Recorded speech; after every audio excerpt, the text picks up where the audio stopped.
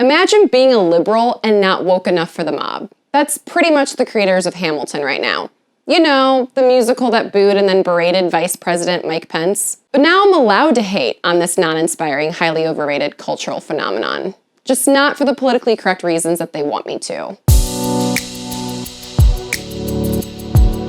From MRC-TV, I'm Jessica Kramer.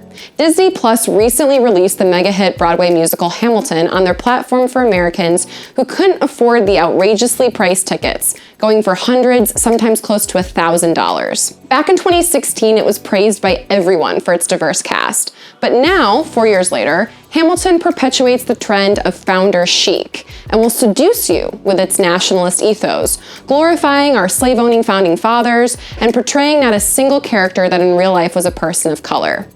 Okay, there's no way that it's seducing anyone towards nationalism. I wouldn't even say patriotism. Lin-Manuel Miranda is no Aaron Sorkin. This show is not The West Wing, capable of romanticizing or idealizing anything.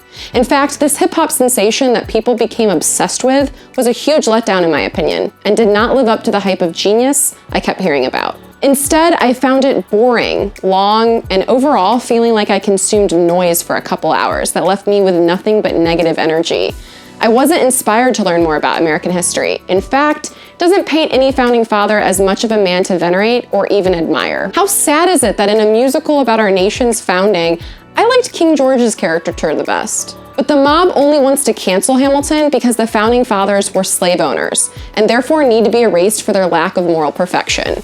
But the fact that this moral perfection is being defined by a group of progressives with no remorse about the millions of abortions performed in this country and who defend looting and destruction as peaceful protest is ridiculous, to say the least. Now, while Miranda and many others on the left might bow to the mob's pressure and submit, some are standing up to their own side for having such control.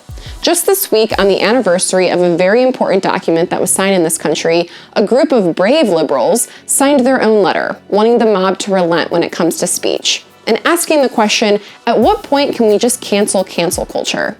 But maybe the greater irony is liberals signing a letter to other liberals. The left created cancel culture, and now they're realizing that they're coming for themselves. While some are praising this group of leftists for daring to face the monster that they've created, it's important to remember that their letter is not nearly as brave or as great of a risk as it was for the founders, those we're constantly hating on, to sign the Declaration of Independence. As flawed as these men were, they were effectively signing their own death warrant, with full admittance to treason. As Americans, being the product of what they paved, we should at least respect and appreciate the sacrifices made by these men, and stand up to protect the gift of freedom that we are now on the brink of losing. From MRC-TV, I'm Jessica Kramer. Please be sure to like and subscribe to our Facebook and YouTube pages for more great videos.